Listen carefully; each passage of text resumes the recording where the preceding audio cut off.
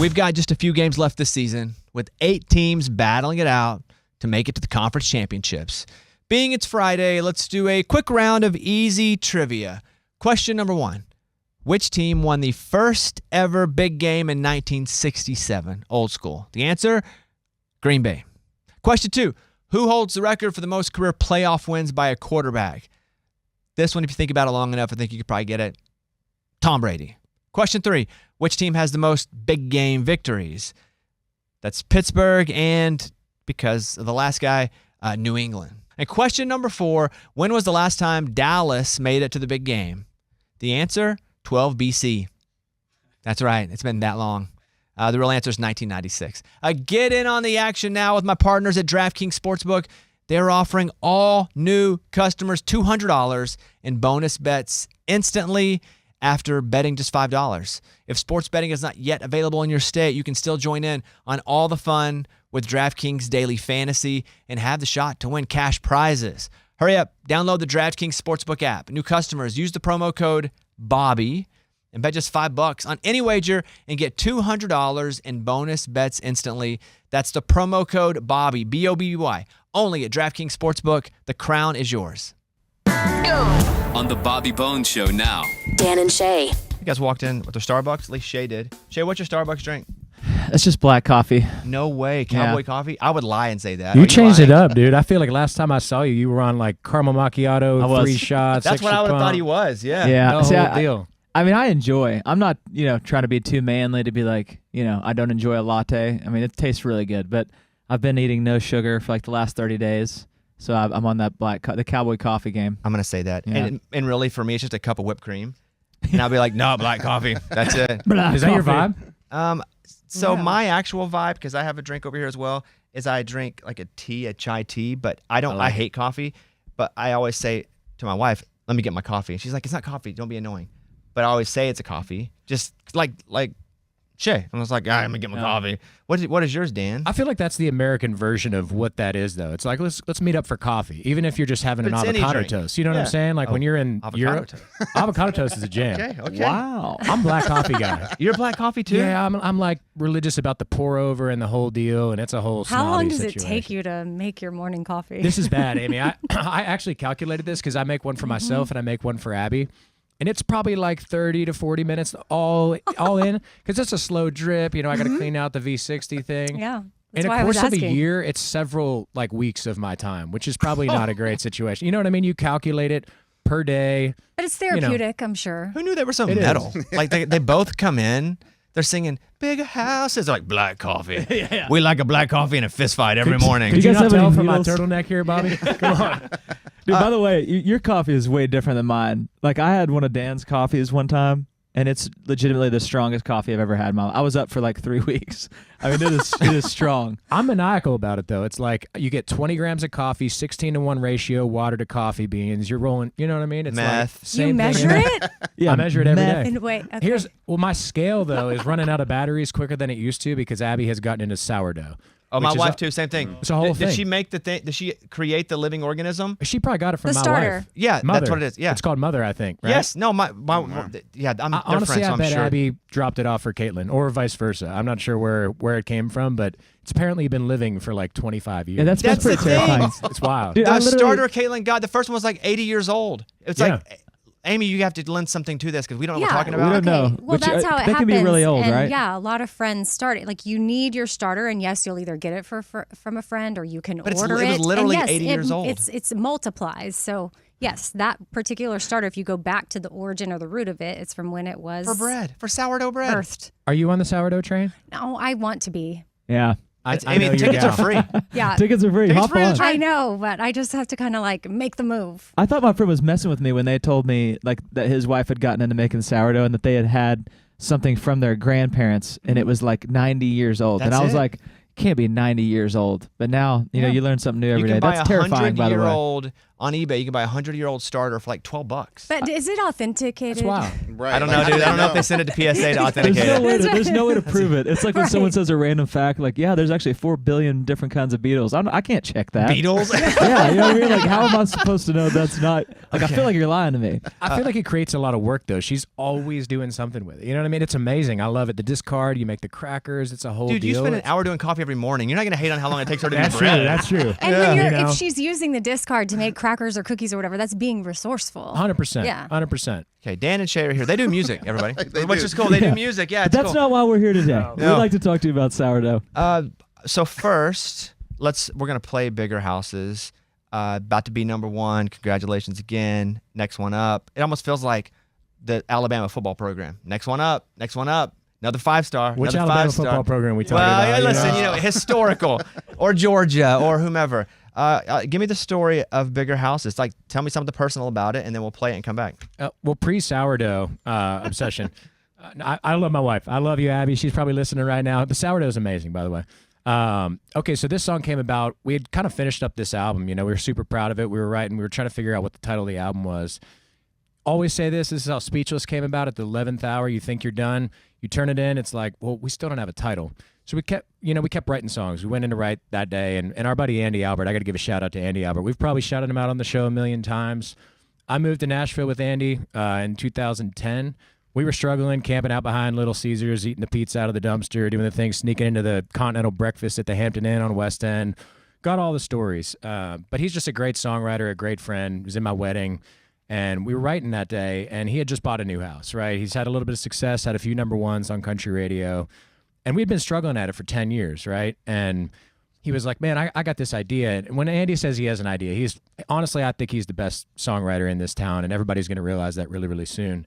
But when he has an idea, it's like, you listen, you know it's going to be good. He's like, I hope this isn't weird, but Abby was over the house. You know, him and his wife had just bought this new house. He just had a new kid, and he should have been so proud of this house. It's amazing. Like, he freaking paid for a house from writing country music songs, like what we dreamed about since we moved to this town. And you know how it is when somebody comes over your house, you're making apologies. Oh, we're going to wallpaper this bathroom, or we're going to rip this tile out, or, we're going to change the sink. And Abby stopped them and was like, guys, like, you don't need to apologize for any of this stuff. This is amazing. You should be so proud of this house. You guys have worked so hard to get to this point in your life. Just enjoy it. I know we all get caught up in going on Redfin or Zillow and talking about bigger houses and what's next. And Andy stopped right there and he wrote Bigger Houses in his phone.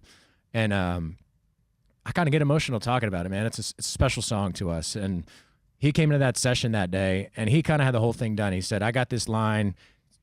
Apologize if it's weird, but it came from Abby. And he said, the thing about happiness I've found is it don't live in bigger houses. And at that point, song was done. That hook right there says it all. The rest was just paint by numbers, filling in the blanks. And man, that's such a special song to us. It's honestly an unconventional song to take to country radio. Thank you guys for playing it. Thanks to all the stations that did. There's no drums in it.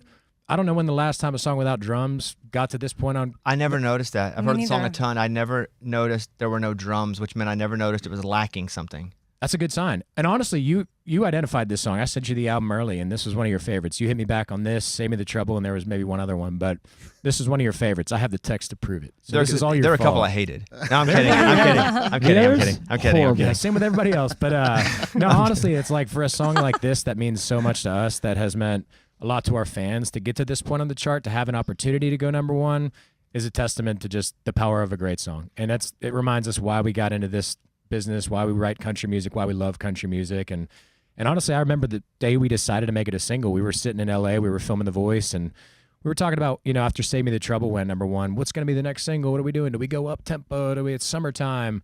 And somebody called into a radio station. There was a video of it, and it was a lady just talking. She was like almost in tears talking, about her grandson. And he heard that song, and, it was just this emotional story. And I was like, man, it's crazy how much people are connecting with this song. I was like, it would be crazy if that could be a single. And Shay's like, why can't it be a single?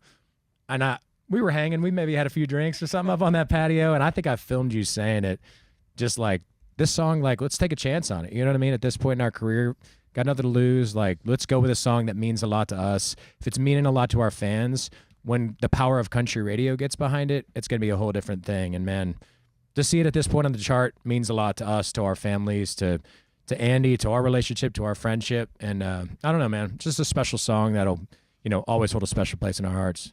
You guys have been doing it for a long time, even though you're still very young. How do you not do the same thing again when you've had success doing it already? Because I feel like the easy thing would be, let's just do what we did last time. It was awesome. Like, because again, you could keep doing the exact same thing over and over and over and have massive success until you don't. But you guys haven't done that. Like, how do you avoid that? I think it really helps the fact that we're a duo. I think a lot of times a solo act, it's harder for you to veer off and maybe try something new. Not to say that that's true for all solo acts, but I feel like for Dan and I, it's a lot easier for us to really collaborate, in those moments where we're writing the album and things. We're able to push each other to try and, kind of different, not definitely, we want to do the same kind of music. We will always want to be Dan and Shay. You can't go off and just, abandon what got you there in the first place. But I think that, just like going with Bigger Houses as a single, one of us can be like, hey, why not? Let's just do this. Let's do what we want to do and make sure that we're making the art that we want to make. And I don't know, it's kind of been that way throughout our career of just pushing each other of, hey, let's just do what we want to do, what we know our fans are going to love. And obviously throughout the years, I think that you learn things, you try things that you push the boundaries a little bit. Sometimes it's like, all right, let's reel it back. Hey, we don't go that way. Let's go in this direction. Let's go in this direction. And I think that, once you have your identity, we know who, we are. And we know who Dan and Shay, the brand that we've built. And I think it's important to push the boundaries while also still, not abandoning what got you there in the first place, which is, that first album for us, there was a lot of our, super fans that were still, some of their favorite songs are on that very first album. And, appropriately, where it all began for us. And I don't know, I think it's important to push those boundaries, but also not abandon, what got you there to begin with. And that can be a tightrope that is hard to walk, but it's a lot easier when there's two of us to be like, hey, let's push this, or let's kind of roll this back. And I don't know, that's part of the fun, is kind of pushing the boundaries a little bit. I think it's we're able to do that and have the confidence to do that since there's two of us kind of being our own cheerleaders. Let's play this game. What's something that maybe you were like, I don't know, but the other one, and I would like an answer from both of you, the other one's like, I believe in it, and you're like, all right, fine. I don't know that I do, but let's go, and it ended up being a success. So what did you go, I don't, because you told the story of Bigger Houses where Shay was like, why can't it be? I'm not going to let that be an answer, but one, you're an advocate and the other one's not, and the one who was not was wrong because it was successful. I wouldn't say I wasn't an advocate, but after Tequila, right? Biggest song of our career, trying to figure out what we go with next. And we had a song on that record called Keeping Score that was streaming like crazy. Kelly Clarkson was on it, one of the most famous, most incredible vocalists of all time. Like, the biggest get we could get as a feature. Getting to hear her sing a duet with Shay was unbelievable. And that was kind of my vote for the next single. I was like, it could, go number one at country, cross over to hot AC, do the thing, like, because Tequila was crossing over at that time. And Shay was like, Speechless, I think, is the one. Like, I think it's amazing. I love singing it. That was always his thing. If he loves singing it, that's always a good sign. He loved singing Tequila, loved singing Bigger Houses, and he loved singing Speechless. And I loved the song. I thought, it could be a hit. But I was like, we got this Kelly Clarkson thing on here. How are we going to leave this on the table? And there was this show. It was in Rapid City, Iowa. Or no, I think it was Rapid City, Iowa. It was during our album release week. It was a crazy show. Brett Eldridge was on the show. I was wearing a crazy pink and green floral shirt. I remember it like it was yesterday. We went on stage. The song had been out for like 3 days, and we played Speechless, and somebody was on the side of the stage filming with their phone, and the crowd sang it like crazy. When that chorus hit, I looked over at Shay. I was like, it's a single. Wow. That's it. But he was super passionate about that song, and he was right. Good. That's a good story. Yeah. Like, that's the kind of stuff we have them here for. That's a good one. All right, This Shay. is hard to instill. No, that's a good story. Shay, you do one. Okay, well, there's a song called Tequila. No. Oh, man, I don't know. I mean, there's Like, how was Dan so right? And maybe you weren't wrong. Because, again, Keeping Score was an awesome song. I loved it, too. And that would have been a hit. But I think you made the right decision, because Speechless is what you guys will be known for. All-timer. I think it's in our top 3 in our catalog. It's a special song. It's not time-stamped by a moment in time. That song could have came out in the 70s. That song could come out today, and I feel like it would still sound fresh. Yeah. So you tell me, when were you not right? Oh, man. I've never been wrong, Bobby. Exactly. It's crazy. All right, back after this. Thank you guys for coming by. No, I mean, there's been some situations like Speechless was like, I try to sit back and, take the collective of the group. We have such a, great team, and Dan and I are usually on the same page about everything. I mean, even, Speechless, he was not against the song ever. But there's been moments where I've been like, this has got to be the single. We've got to do this. I felt that way about Tequila, as did Dan, but I felt that way about Tequila as well. And I remember there was a lot of people, not to throw like our label and everybody under the bus, but it was like that with Tequila. We had pushed a song called Road Trippin'. That was definitely a hit. So don't look at it. That's Eddie's favorite over there. He's showing that tattoo. But it was like that. Dan and I were very much. I was like, because Dan had written the song, and from the very first time I heard that demo, I was like, we're going in there and we're recording the song. Which one? It's Tequila. Got it. And I remember being in London, and our a lot of people around the label were like, that we can't. We just had this song. It wasn't necessarily a failure. Like our fans loved Road Trippin', but it was like, it was going to take a long time to push the song to number one. And we were kind of getting into, it was winter time, and we had the Christmas break coming up.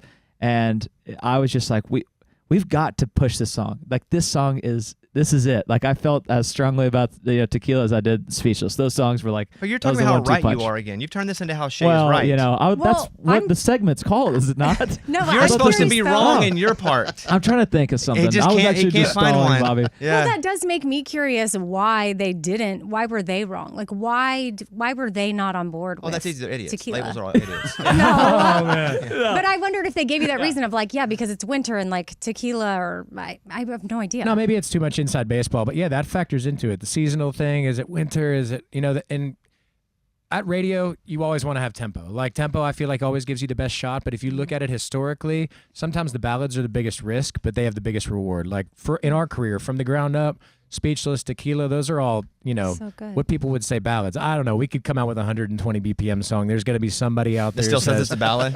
We can't get to it this week. We've got too many ballads. I'm like, this song is it's a punk rock song. It's the fastest song we have. Come on, man. Well, everybody, Shay. Perfect. It's never wrong. Listen, you should ask Dan, because you think I can't. I'm trying to think of. No, you're I good. usually listen to Dan.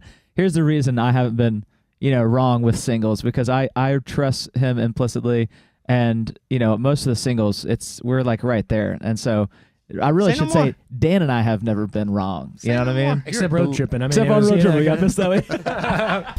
When we do our podcast, we can't put any music in the podcast because now, if you put something on demand in a podcast, it's illegal. It makes total sense, but we can't put even a clip of a song in a podcast now, unless it is a public domain song. So public domain would be songs that are like 100 years old, and so. Without further ado, this is Happy Birthday. That's exactly it, Yeah, right? yeah. So I have a few, because we have a really large podcast audience, like millions and millions. I listen to every a month. episode. You're lying, but thank you very much. I swear I do. I watch you in your window. So here's the thing. Cooking sourdough. I will give you, Shay, if I give you a public domain song for our podcast listeners, radio's going to hear this too. Would you mind? I don't know if you're loose or not. I Bobby, kind of don't care. I'll give him a little something. Thank you very dude. much. I'll give him a little something.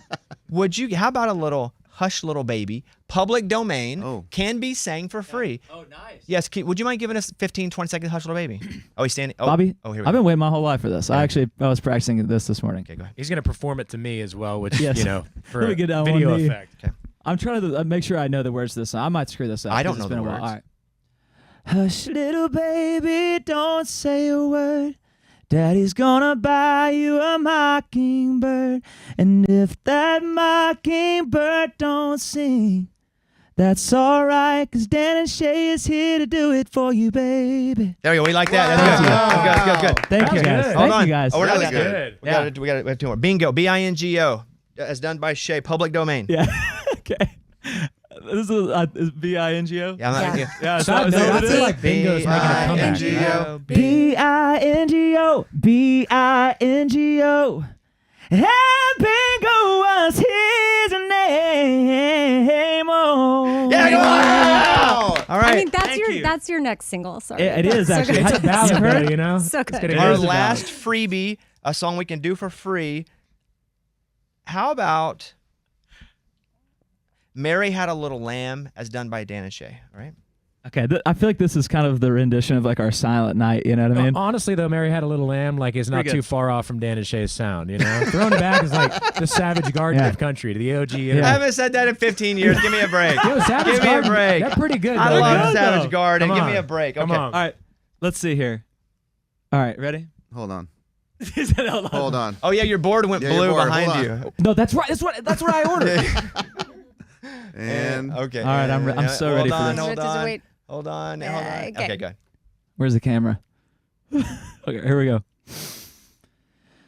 Mary had. You started too high. It's I like the did, yeah, national anthem. I You national start too high. anthem. You're starting- Dang. All right, here we go. Mary had. Dang, this is harder than I thought it was gonna be. Mary had a little lamb. What's the rest of the words? Little lamb, little lamb. Little lamb. Mary had a little. Oh, that's I was doing the wrong melody. What were you doing? I don't know. I don't know. That's a good shit. Mary had a little lamb, little lamb, little Oh no, not lamb. everybody. Mary had a little lamb whose coat was white as snow. Everybody now, Mary had a little lamb. Bobby! Horrible little lamb.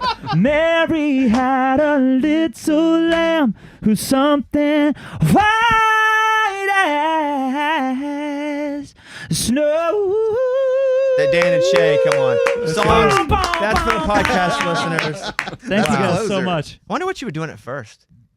I don't know, but it sounded familiar, didn't it? Yeah, like I was like, is he doing row, row, row your boat? I didn't know what it was, but It was something. you were in a pocket. I'll tell you this. It was another public domain song. Yeah. I can guarantee you that. That hasn't been written yet. You know, Check back in 200 I've been years. thinking, Dan and I have been having a discussion about this. For our next album is going to be all public domain songs, actually. free. There's not enough of them. I mean, Christmas songs. Christmas, and you baby. guys are smart because you do originals, but also you can record the classics for free. It's unbelievable. Yeah, Yeah, it's great. That's it. and make the money. Were you doing Twinkle Twinkle Little Star? That's what it was, Amy. Twinkle, twinkle, Now, little now we're singing Mary Had a Little Lamb. Little Twinkle.